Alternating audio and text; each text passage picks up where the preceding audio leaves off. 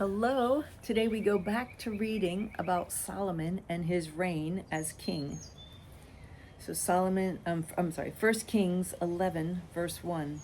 King Solomon, however, loved many foreign women besides Pharaoh's daughter, Moabites, Ammonites, Edomites, Sidonians, and Hittites. They were from nations about which the Lord had told the Israelites, "You must not intermarry with them, because they will surely turn your hearts after their gods." Nevertheless, Solomon held fast to them in love. He had 700 wives of royal birth and 300 concubines, and his wives led him astray. As Solomon grew old, his wives turned his heart after other gods, and his heart was not fully devoted to the Lord his God, as the heart of David, his father, had been. He followed Ashtoreth, the goddess of the Sidonians, and Molech, the detestable god of the Amorites. So Solomon did evil in the eyes of the Lord. He did not follow the Lord completely, as David his father had done. On a hill east of Jerusalem, Solomon built a high place for Shamash, the detestable god of Moab, and for Molech, the detestable god of the Amorites.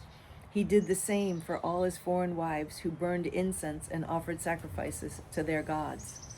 The Lord became angry with Solomon because his heart had turned away from the Lord, the God of Israel, who had appeared to him twice. Although he had forbidden Solomon to follow other gods, Solomon did not keep the Lord's command.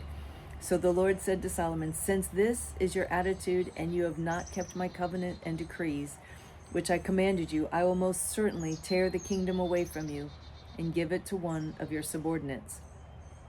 Nevertheless, for the sake of David your father, I will not do it during your lifetime. I will tear it out of the hand of your son. Yet I will not tear the whole kingdom from him, but will give him one tribe for the sake of David my servant, and for the sake of Jerusalem, which I have chosen." Then the Lord raised up against Solomon an adversary, Hadad the Edomite, from the royal line of Edom.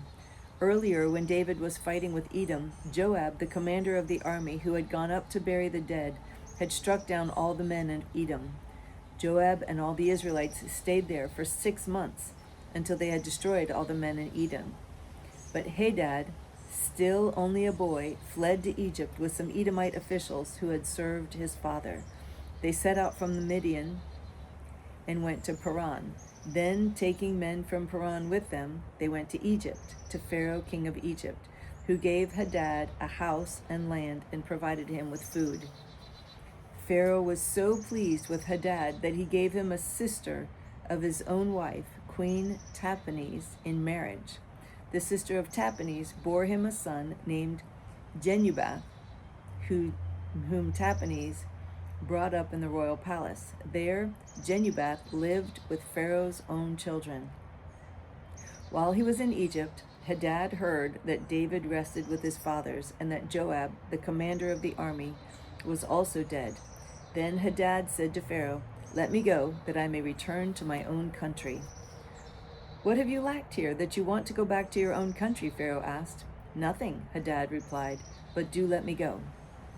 And God raised up against Solomon another adversary, Rezon, son of Eliada, who had fled from his master Hadadezer, king of Zobah.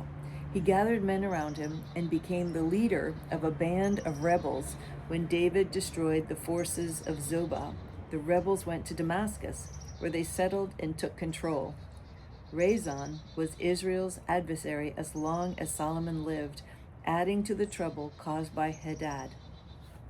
So Rezon ruled in Aram and was hostile toward Israel. Also Jeroboam, son of Nebat, rebelled against the king. He was one of Solomon's officials, an Ephraimite from Zeradah, and his mother was a widow named Zeruiah. Here is the account of how he rebelled against the king. Solomon had built the supporting terraces and had filled in the gap in the wall of the city of David his father. Now Jeroboam was a man of standing, and when Solomon saw how well the young man did his work, he put him in charge of the whole labor force of the house of Joseph. About that time, Jeroboam was going out of Jerusalem, and Ahijah, the prophet of Shiloh, met him on the way wearing a new cloak. The two of them were alone out in the country, and Ahijah took hold of the new cloak he was wearing and tore it into 12 pieces. Then he said to Jeroboam, "Take 10 pieces for yourself, for this is what the Lord, the God of Israel, says. See, I'm going to tear the kingdom out of Solomon's hand and give you 10 tribes. But for the sake of my servant David and the city of Jerusalem, which I have chosen out of all the tribes of Israel, he will have 1 tribe. I will do this because they have forsaken me and worshipped Ashtoreth, the goddess of the Sidonians, Shamash, the god of the Moabites, and Molech, the god of the Ammonites, and have not walked in my ways, nor done what is right in my eyes, nor kept my statutes and laws as David, Solomon's father, did. But I will not take the whole kingdom out of Solomon's hand. I have made him ruler all the days of his life for the sake of David my servant, whom I chose and who observed my commands and statutes. I will take the kingdom from his son's hands and give you 10 tribes. I will give 1 tribe to his son, so that David my servant may always have a lamp before me in Jerusalem, the city where I chose to put my name. However, as for you, I will take you, and you will rule over all that your heart desires. You will be king over Israel. If you do whatever I command you, and walk in my ways, and do what is right in my eyes by keeping my statutes and commands, as David my servant did, I will be with you. I will build you a dynasty as enduring as the one I built for David, and will give Israel to you. I will humble David's descendants because of this, but not forever." Solomon tried to kill Jeroboam, but Jeroboam fled to Egypt, to Shishak the king, and stayed there until Solomon's death.